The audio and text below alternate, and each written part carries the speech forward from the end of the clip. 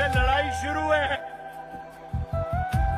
लड़ोगे, मरोगे, इमरान खान के साथ खड़े होगे।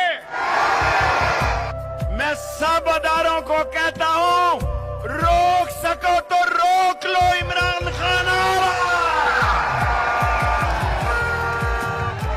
हमसे जंग करनी है या सुलह करनी है, फैसला आपका है।